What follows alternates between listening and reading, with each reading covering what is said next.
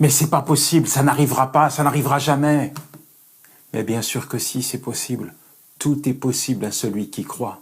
Je vais pas m'en sortir, c'est bon, cette maladie va me tuer, je suis déjà mort. Mais non, t'es pas mort. La Bible dit que Dieu est celui qui te guérit, alors arrête de douter. Allez, j'ai plus la force de me battre. C'est peut-être vrai, mais n'oublie pas que Dieu est celui qui renouvelle tes forces. Ok, mais de toute façon, je craque, j'en ai marre de cette situation. Certes, c'est pas facile, mais n'oublie pas que la grâce de Dieu te suffit, parce que sa puissance s'accomplit au sein de tes faiblesses. Ah, les mauvaises pensées.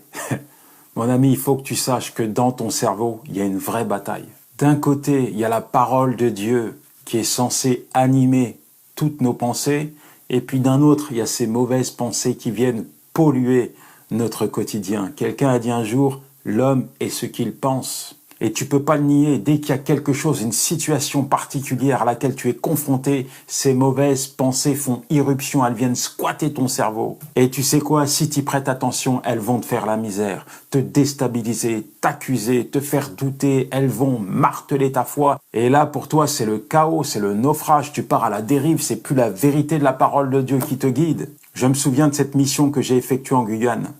Alors que je prends connaissance du programme, tout à coup, je m'aperçois que le dernier week-end, je dois me rendre dans un petit village qui se trouve en pleine forêt amazonienne. Et pour ce faire, je dois prendre un petit avion qui contient une trentaine de personnes. Et moi qui suis pas très à l'aise avec les avions, j'ai flashé là-dessus. Et là, ça a été la porte ouverte à tout un tas de pensées. Tu vas mourir, tu vas voir, tu vas terminer dans la forêt. On va pas retrouver ton cadavre. Je vais m'occuper de toi, je vais achever ta mission sur la terre. Aïe, aïe, aïe, aïe, aïe. J'ai même appelé ma femme pour faire le point avec elle. Et je lui ai dit, chérie, tu sais, peu importe où Dieu me conduit, mourir m'est un gain, ma vie c'est le Christ. Bon, j'exagère un peu, mais il a fallu que j'y mette fin, parce que c'était absolument pas l'attitude que Dieu voulait me voir adopter pendant cette mission. Alors comment j'ai fait? Eh bien, j'ai employé 2 stratégies que je te partage parce que finalement, chaque jour, on est confronté à ce type de combat au niveau de nos pensées. La première, j'ai pris mon autorité. Ces pensées qui venaient squatter mon cerveau, il fallait les déloger. Et c'est exactement ce que j'ai fait. J'ai mis le casque du salut et il est resté sur ma tête le jour comme la nuit. Et lorsque ça n'allait pas, je portais mon attention sur Christ. Et j'avais l'assurance que rien ne me séparait de son amour. Vous savez, dans votre mental, il se passe des choses. C'est là que vous prenez les meilleures et les pires décisions de votre vie. Alors quand il y a l'orage et la tempête, rappelez-vous, ressassez-vous ce moment où vous avez prêté allégeance à Jésus-Christ. Il est entré dans votre vie. Et pour vous, c'est la certitude, la garantie de ne jamais être perdu. Là où vous êtes, il y est également.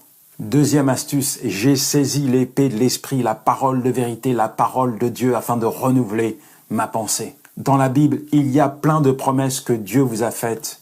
Il y en a une pour chacun des problèmes que vous allez rencontrer. Alors, saisissez la parole de Dieu, focalisez toute votre attention sur cette parole et que cette parole puisse renouveler votre pensée. C'est exactement ce que j'ai fait. Je me suis saturé, je me suis galvanisé, je me suis imprégné, imbibé de la parole de Dieu.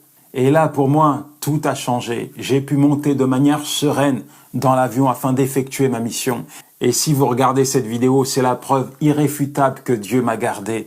Je n'ai pas terminé comme je l'imaginais, dans le ventre d'un anaconda en pleine forêt amazonienne. En conclusion, parfois ce qu'on imagine n'arrive jamais, parce que seule la volonté de Dieu s'accomplit dans la vie d'un homme. Alors arrêtez de permettre à ces mauvaises pensées de squatter votre cerveau. Ne cohabitez pas avec elles, il faut qu'elles partent, délogez-les. Vous n'avez rien en commun avec elles.